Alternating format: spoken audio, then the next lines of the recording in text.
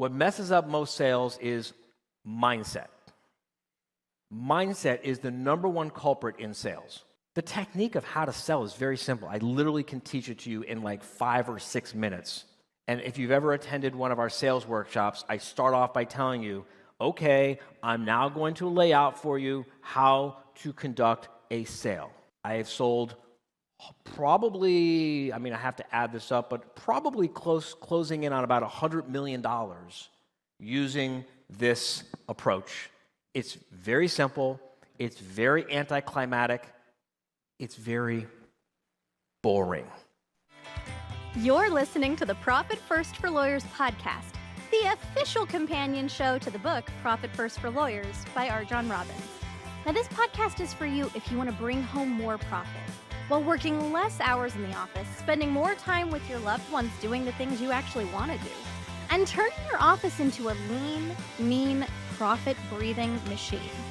So if you're tired of working for your law firm instead of your law firm working for you, stay tuned for some really practical insights that will get you the results you've always wanted.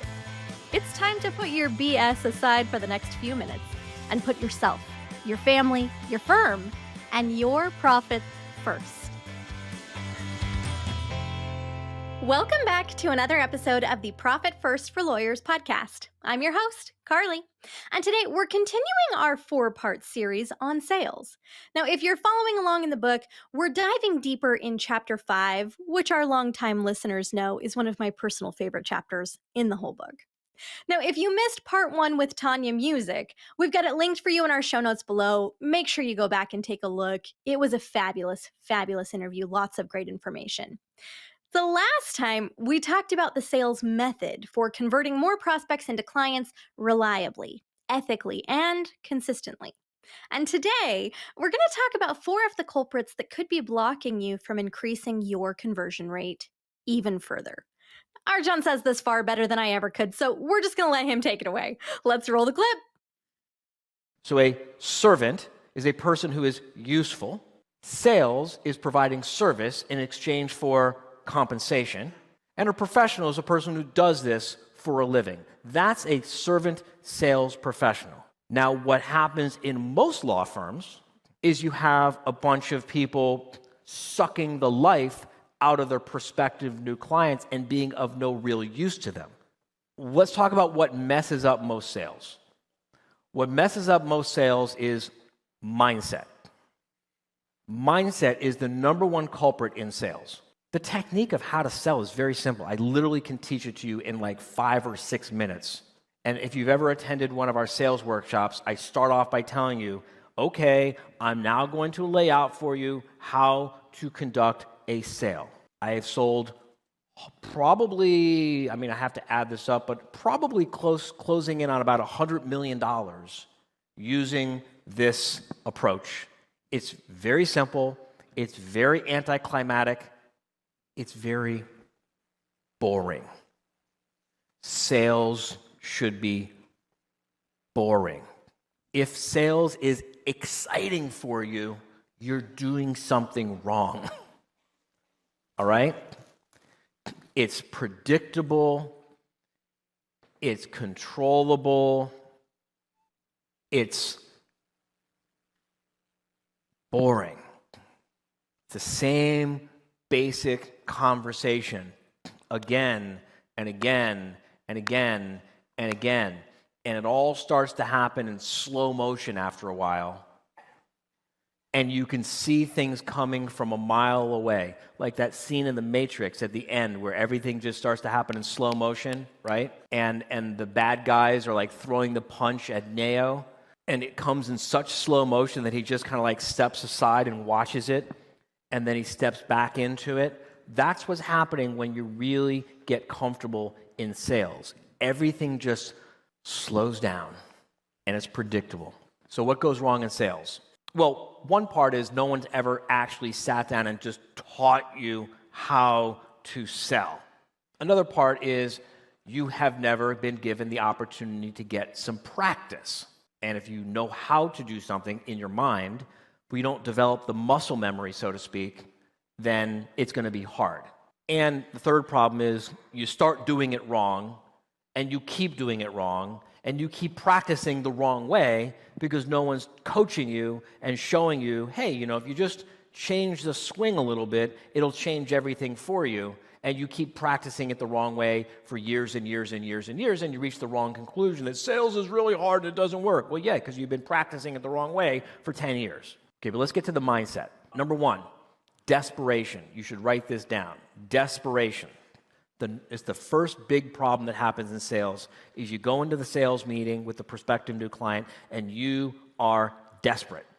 And when you're desperate, you're in your own head and you're worried about your own needs and you're not focusing on the other person's needs and you're not being of service to them because you're all worrying about your own mortgage and your own car payment and your own bonus and what's this going to mean about me as a human being and if I don't make this sale, because you got your ego all wrapped up into it, so you get desperate. Desperation can also be because your marketing sucks so bad that you don't have enough good prospects coming, and you got to try to, oh my God, this is the only prospect I'm going to get all week. I got to make this sale. So you can sometimes fix it with simply by improving your marketing. But a lot of it comes from this lack mindset of desperation. Second, a deep-seated self-image as the victim. So there's two different orientations in the world. This comes from a book called The Power of TED by David Emerald, and he talks about a thing called the Cartman Drama Triangle. There's two perspectives on the world. One perspective on the world are people who see themselves as victims. They see themselves as a person upon whom the world acts. This is happening to me. Why does this always happen to me? Just my luck. Things like that. They see themselves from the perspective of the victim, and everything's happening to them. And then there are people who see themselves, we see ourselves, most of you see yourselves, I think, some of you don't, as a creator. I am a person who can create my own reality. I am a person who can create the lifestyle that I want to live. I can create what I want in this world. I am a creator. Nothing's happening to me. Things might be happening around me, but I have the power to choose how to respond, and I can find an opportunity in every problem. That's the law of polarity, David Nagel and Bob Proctor.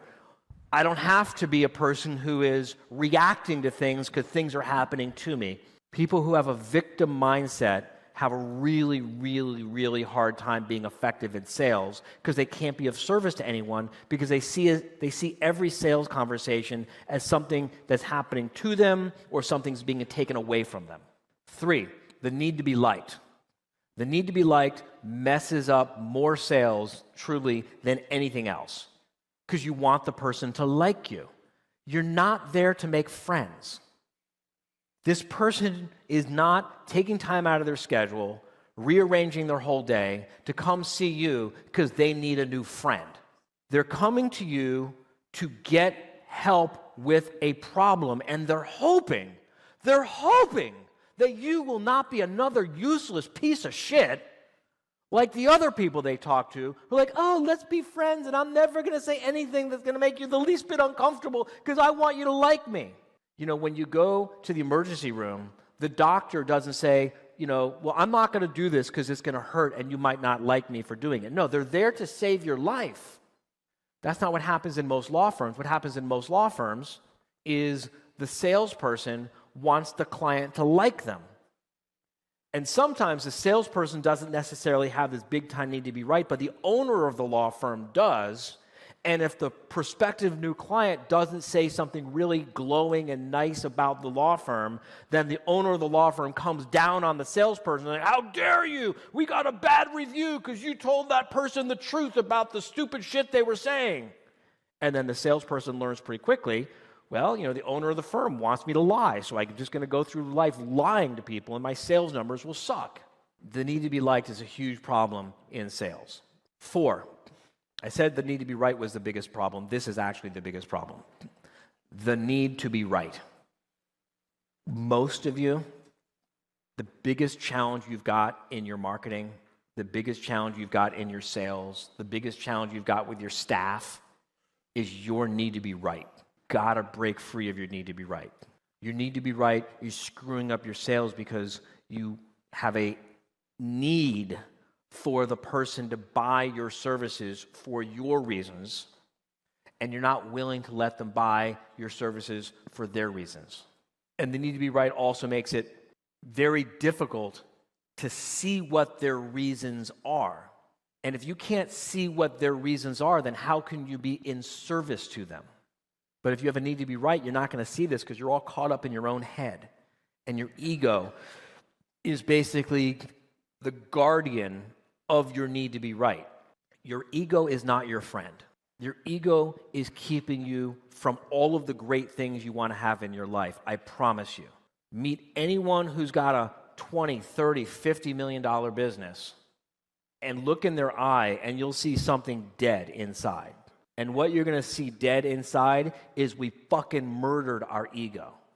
Your ego is killing your business. When you've got a need to be right and the person says, I'm not going to buy your services, oh my God, it like becomes a battle, right? And it just becomes a fight and it becomes painful. And the problem is you're so immature about this stuff that you don't even realize that the game was lost before you even started, because the prospective new client always has the power to win the game. You'll never, ever, ever win a battle on the need to be right with a prospective new client. They're always going to win because they've got the power to stand up and walk out your office. Hey, folks. Now, Tanya did send me over that resource that she promised with the steps of our sales conversion process laid out for you in plain English. So if you want to snag that for free, it's on our website at profitfirstforlawyers.com/action.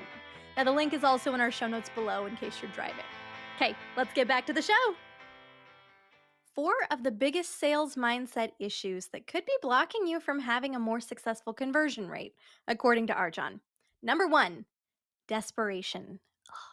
Number 2, a deep-seated self-image as the victim. Number 3, the need to be liked. And number 4, the need to be right. Ooh, that really hurts.